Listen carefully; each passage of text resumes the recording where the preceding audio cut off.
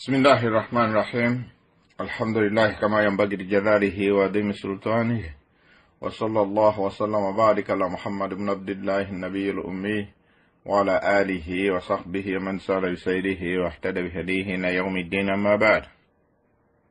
kati mbuzo mulala Shamimu yabuuzizza Obusiraamu bwogera butya ku buwangwa obugaana okufumbira omusajja nga mweddira kimu ne maama w'omusajja.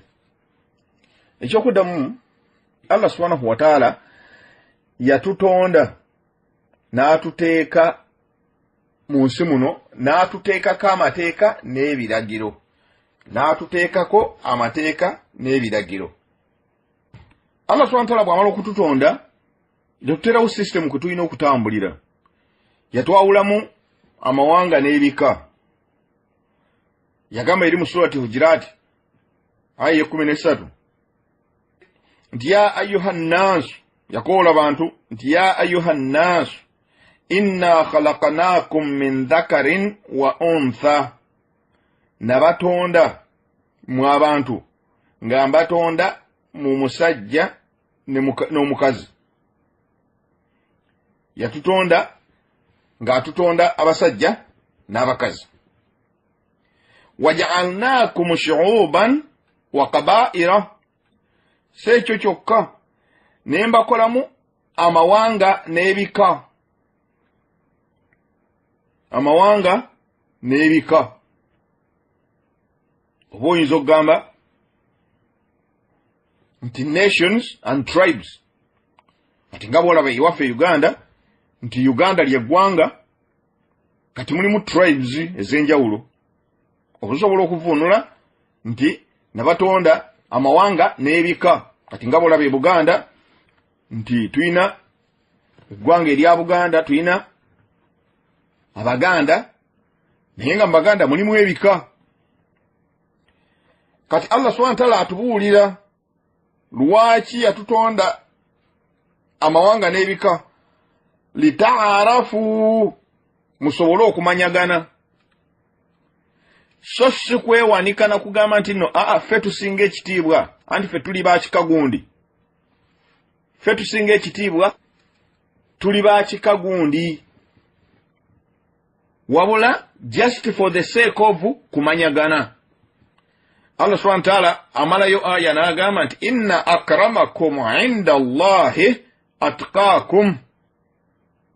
Inna akramakum inda Allahi atqakum. Oyo asinga okubeera ow'ekitiibwa mu maaso ga Allah subhanahu wa ta'ala y'oyo asinga okutya Allah subhanahu wa ta'ala. Omuntu atya Allah subhanahu wa ta'ala y'oyo abeera asinga ekitiibwa mu maaso ga Allah subhanahu wa ta'ala. Allah subhanahu wa ta'ala agamba nti inna Allaha alimun khabir. Mazima ddala Allah subhanahu wa ta'ala ye mumanyi era amanyi bulungi, agoberera bulungi nnyo, ategeera bulungi nnyo ebigenda mu maaso. N'olwekyo mwanyinazi, tewaliwo mu Busiraamu wokkiririzibwa kugamba nti kino kiri haramu okuggyako nga Allah subhanahu wa ta'ala ye yakugamba nti no ekyo kiri haramu. Allah subhanahu wa ta'ala yagamba mu surati Nahl, wala taqulu lima tasifu alsinatukum alkadhiba hadha halalun wa hadha haramun.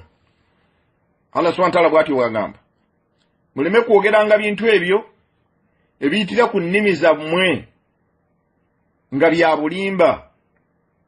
Ebyo ebiyitira ku nnimi zammwe nga bya bulimba bitya hadha halalun wa hadha haram. Ne mugamba nti kino kya halali, kino kya haramu. Litaftaru ala Allahi alkadhiba, ne mubanga muteekako Allah subhanahu wa ta'ala obulimba. Innal ladhina yaftaruna ala Allahi alkadhiba la yuflihun. Oyo yenna ateekako Allah subhanahu wa ta'ala obulimba tagenda kubeera successful nakamu. Allah subhanahu wa ta'ala agamba nti mata'un qalil.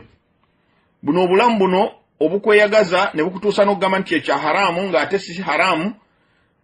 Allah subhanahu wa ta'ala agamba nti kaseera katono nnyo ogenda kububeeramu, kaseera katono nnyo obuveemu dde gy'ali. Naye walahum adhabun alim. Abantu abo abeeyagalayagala ne balekawo obusiraamu ne bagenda n'ebika nti oyo simuwasa anti wa kika kyange, mukulu w'ekika yatugaana okuwasa mwannyoko. Kati nga mu kibuuzo nti ono omuziro. Subhanallah, baddu ba Allah tulina obuzibu bw'amaanyi. Ne bakugaana okufumbira omusajja olw'okuba nti nno omusajja nti olw'okuba gwe weddira omuziro gwe gumu ne maama w'omusajja. Amakulu mbugwe kati oli maama w'oli omusajja gw'otamanyi nako, atalina nakakwate konna ku ggwe, atalina nakakwate konna ku ggwe, naye olw'okuba nti nno muli ba kika kimu. Subhanallah, okukuba kuteeka ku Allah subhanahu wa ta'ala bulimba. Teri yalina buyinza kugamba nti kino kya halali oba kino kya haramu okujjako Allah subhanahu wa ta'ala yekka n'ebyo bye yayisiza ku lulimi lw'omubaka we Muhammad sallallahu alaihi wasallama n'atugamba nti ekyo haramu. Awatali ekyo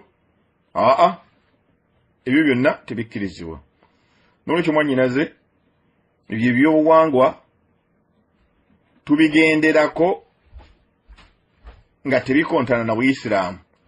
Kasita biba nga bikontana n'Obuyisiraamu tetukkirizibwa kubigoberera. Ngera bwe nayogedde mu bibuuzo ebyakulembedde nti tuli Basiraamu Abaganda, tuli Basiraamu Abaganda, tuli Basiraamu Abaganda so si Abaganda Abayisiraamu. Bwe bubanga Obusiraamu bukukkiriza okuwasa omwana wa taata w'omuto, kati ate olwo oyo stranger. Obusiraamu bukukkiriza okufumbirwa omwana wa taata w'omuto, kati ate oyo stranger tomanyi na gy'ava. Niye olw'okuba nti nno mwembi muli bankima, Sali ne Nassali beewasa bulungi nnyo, beewasa bulungi nnyo. N'olwekyo gye tunaakoma okugoberera ebyobuwangwa ne tusuulawo eby'Obuyisiraamu, then tujja kwekanga nga Allah subhanahu wa ta'ala atusindikidde malayika okutujjamu omwoyo nga tetulina Busiraamu. Tujja kwekanga nga malakul mauti ezza okututwala naye nga tetulina kye tugenda nakyo, kuba Obusiraamu bwaffe twabwonoona dda. Tukulembeza byabika, tukulembeza byabuwangwa ku Buyisiraamu. Obusiraamu bwe bwajja ku mulembe gwa Nabbi sallallahu alaihi wasallam, Nabbi sallallahu alaihi wasallam yabeerera e Makka ne Madiina, amateeka nga gakka, baayinanga ebyabwe ebyobuwangwa Abawarabu. Obusiraamu ne bugenda nga bubisunsula ne bujjawo ebyo ebitakkirizibwa ne bulekawo ebikkirizibwa. Kati naffe abamanyi baffe ebyo ebitaakoonwako ku mulembe gwa Nabbi sallallahu alaihi wasallam abamanyi babitutaggululira. N'olwekyo ekyo tekiriyo nti atokkirizibwa kufumbirwa musajja nga nnyina amuzaala muli ba kika kimu. Ekyo tekikkirizibwa kukikola oba owakanyiza amateeka ga Qur'an. Kansubire nti nno ekibuuzo ekyo kitegerekese bulungi. Ekibuuzo ekirala era kye twagala okwongerako ku bibuuzo ebyo kyekya Hana.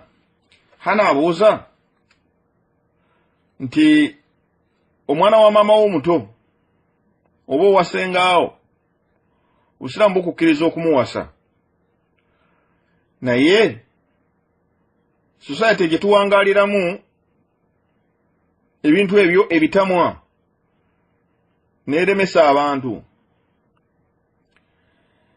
Kati nze bwe mbanga nkirese oba nga tukirese just lwakuumira wamu society butafuna nkaayana na njawukana, kati abuuza nti bwe tuba tubirese olw'okuumira wamu society, nzikirizibwa ono omwana wa senga wange oba omwana wa maama wange omuto, amakulu w'omulenzi, kuba mu Buganda oyo bamuyitira ddala mwannyoko yennyini. ate ono bw'abeera mwana wa sengaawo omulenzi akuyita maama. Kumanya abaganda bagenda wala, akuyita maama kuba taatawo abeera muyita kkojja. Kati mwannyoko gwe muzaalawo naye abeera naye amuyita kkojja, kati gwe omuwala abeera akuyita maama. Abo baganda bwe batyo bagamba.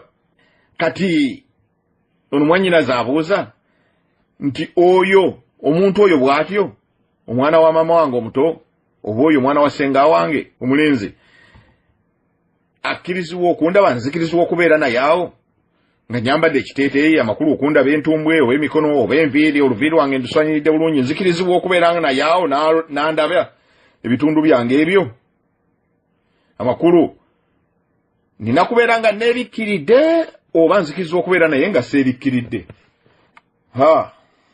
Mwannyinaze ekyo tekikkirizibwa, ekyo tekikkirizibwa. Bw'osoma surati Nuuru aya ya 31 eyogera ku kwambala kw'abakyala, aya y'omu surati Ahzab 5:9 n'eno surati Nuuru aya ya 31 ezogera ku kwambala kw'abakyala. Kati Allah subhanahu wa ta'ala mu aya eyo empanvu yagamba nti nno wala yubdina zinatahunna illa libuulatihinna, tokkirizibwa kwolesa byakwewunda byo okujjako eri omwami wo au abaihinna oba eri bataata bammwe. Mukyala tokkirizibwa kwolesa byakwewunda byo okujjako eri abaami bammwe au abaihinna oba bataata baabwe au abaibuulatihinna oba bassezaala baabwe amakulu bataata b'abaami baabwe au abnaihinna oba abaana bammwe abalenzi be muzaala au abnaibuulatihinna oba abaana b'abaami bammwe nga wafumbirwa omusajja ng'omusajja yazaala dde abaana abalala mu mukyalo omulala, obanga omusajja ono ayina gwe ng'ayina n'abakyala abalala naye ng'abakyala abalala balina abaana abalenzi be baazaala nga babazaala mu musajja ono omwami wo, abo nabo okkirizibwa okubalaga ebyokwewunda byo. Au ikhwanihinna oba bannyina mmwe, your brothers, au abnaibuulatihinna oba batabani b'abannyina mmwe, your brother, brother wo mwannyoko abaana be abalenzi bazaala babeera bamahramu gy'oli, n'olwekyo bakkirizibwa okulaba. Au bani akhawatihinna bakkirizibwa okulaba ku byewunda byo.